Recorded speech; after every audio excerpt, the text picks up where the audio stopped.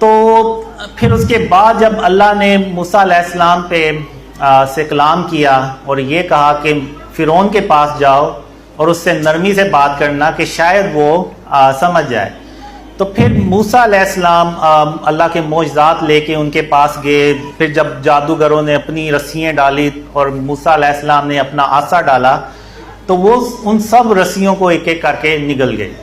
تو فرعون نے اتنا کھلا معجزہ دیکھنے کے باوجود اللہ پہ ایمان نہیں لے کے آیا، بلکہ موسیٰ علیہ السلام اور ان کے جو ساتھی تھے ان کو مارنے کے لیے نکل پڑا.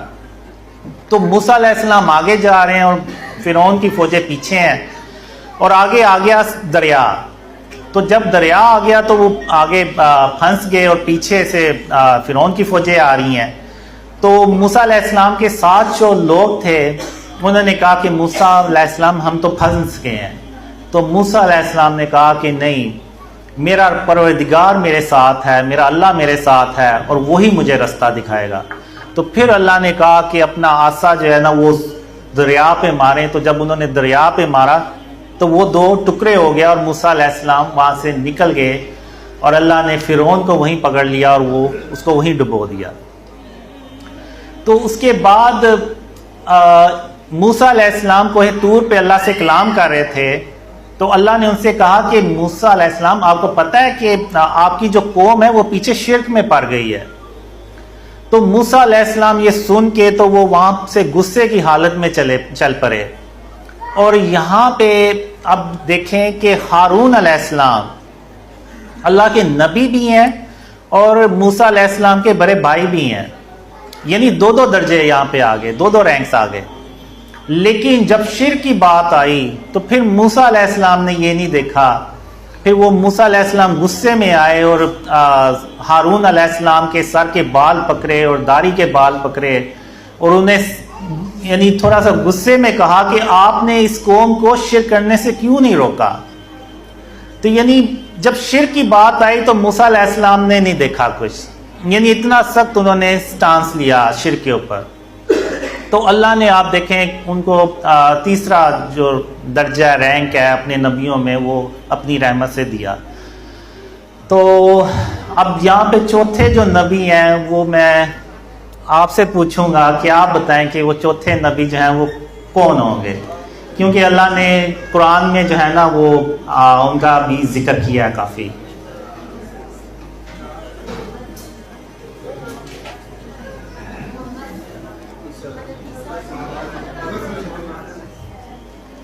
جی ہاں جی، جو اللہ نے مجھے ڈریمز میں دکھایا ہے چوتھے نمبر پہ سلیمان علیہ السلام وہ آتے ہیں. تو سلیمان علیہ السلام کا بھی اللہ نے ذکر کیا ہوا ہے اور سلیمان علیہ السلام کی ایک دعا بھی ہے کہ انہوں نے اللہ سے دعا کی کہ جیسی حکومت اللہ نے ان کو دی ہے نہ اس سے پہلے کسی کو دی ہو نہ اس کے بعد اللہ کسی کو یہ ایسی حکومت دے. اور اگر آپ دیکھیں تو سلیمان علیہ السلام نے سب سے لگژری لائف، نبیوں میں سب سے لگژری لائف گزاری ہے، اور اللہ نے ان کے جنات اور ہوائیں جو تھی وہ سلیمان علیہ السلام کے تابع کر دی اور جانوروں کو بھی ان کے تابع کر دیا. تو جب سلیمان علیہ السلام نے جنوں، انسانوں اور جانوروں کی جماعتیں بنائیں تو دیکھا کہ ہدہد غائب ہے. تو سلیمان علیہ السلام نے کہا کہ یہ کیا وجہ ہے کہ یہ ہدہد غائب ہے یا یہ کہاں غائب ہو گیا ہے. تو سلیمان علیہ السلام نے کہا کہ میں اس کو سخت سزا دوں گا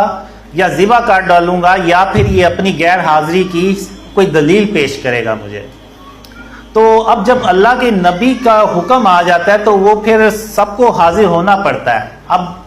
خود کوئی یہ ریزن نہیں تھا دے سکتا کہ میرے بچے بھوکے تھے یا میں کہیں پہ مصروف تھا.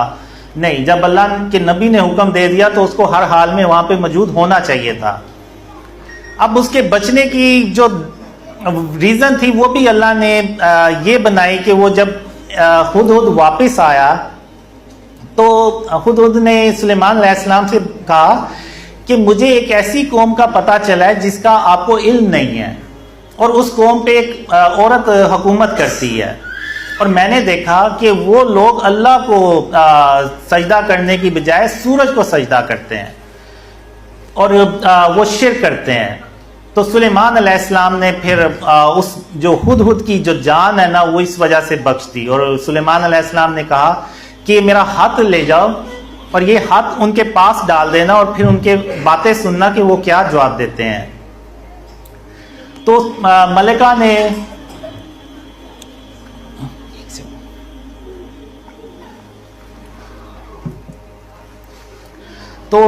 نے ہاتھ پڑا کہ بسم اللہ الرحمن الرحیم. یہ ہاتھ سلیمان علیہ السلام کی طرف سے ہے,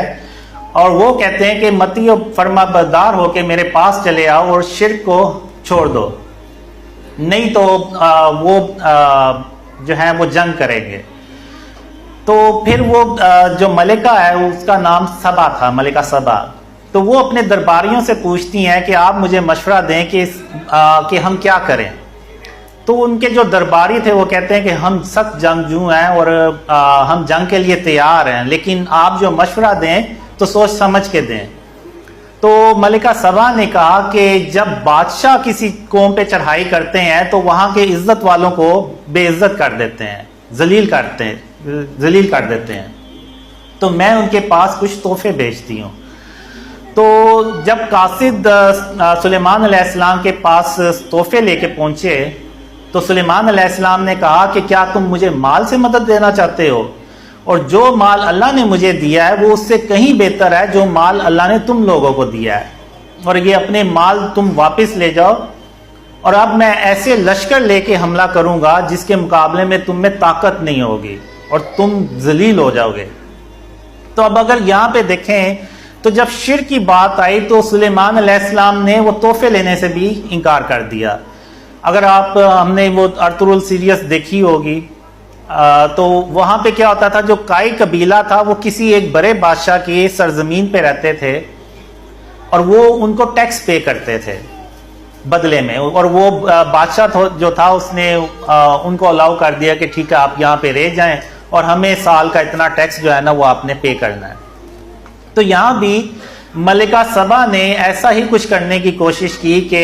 سلیمان علیہ السلام کو تحفے بھیجے کہ شاید وہ اس کے بدلے میں ہمیں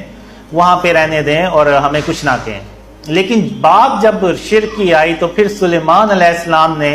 تحفے لینے سے انکار کر دیا, اور نہ صرف انکار کیا بلکہ یہ بھی کہا کہ میں ایسے لشکر لے کے حملہ کروں گا کہ جس کے مقابلے میں آپ لوگوں میں طاقت ہی نہیں ہوگی. تو اس کے بعد پھر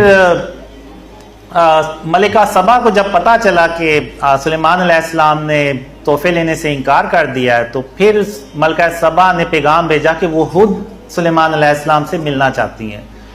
تو سلیمان علیہ السلام اپنے دربار میں بیٹھے ہوتے ہیں اور کہتے ہیں کہ کیا کوئی تم میں سے ایسا ہے کہ اس سے پہلے کہ ملکہ میرے پاس آئے ملکہ کا تخت میرے پاس لے آئے. تو جنات میں سے ایک قوی ہیکل جن اٹھتا ہے اور کہتا ہے کہ آپ اس سے پہلے کہ آپ اپنی سیٹ سے جگہ سے اٹھیں میں اس کو آپ کے پاس لا حاضر کرتا ہوں اور میں امانت دار بھی ہوں.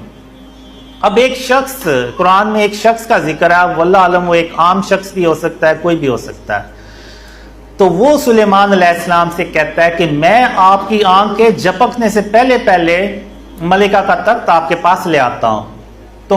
سلیمان علیہ السلام نے جب ملکہ کا تخت اپنے سامنے دیکھا تو وہاں پہ سلیمان علیہ السلام نے کہا کہ یہ میرے پروردگار کا فضل ہے کہ مجھے آزمائے کہ میں اللہ کا شکر ادا کرتا ہوں یا کفران نعمت کرتا ہوں. اور جو کوئی اللہ کا شکر ادا کرتا ہے تو اپنی ہی جان کے فائدے کے لیے اللہ کا شکر ادا کرتا ہے, اور جو کوئی ناشکری کرتا ہے تو میرا پروردگار بے نیاز ہے, کرم کرنے والا ہے. تو یہاں پہ آپ دیکھیں تو سلیمان علیہ السلام اگر چاہتے تو وہ ہواؤں کو خود حکم دیتے تھے اور وہ ہوائیں ملکہ کا تخت لے آتے, لیکن سلیمان علیہ السلام نے یہاں پہ شاید یہ دیکھنا چاہا کہ کیا اللہ نے ایسا علم کسی اور کو بھی دیا جیسا علم ان کے پاس ہے. تو جب سلیمان علیہ السلام نے دیکھا کہ ایک عام درباری کے پاس بھی ایسا علم اللہ نے اس کو دیا ہے کہ وہ بھی میری آنکھ کے جھپکنے سے پہلے تخت کو لے آیا ہے, تو ان کے دل میں کوئی کینہ, کوئی بغض, کوئی ایسی چیز نہیں آئی, بلکہ انہوں نے اللہ کا شکر ادا کیا کہ جو علم اللہ نے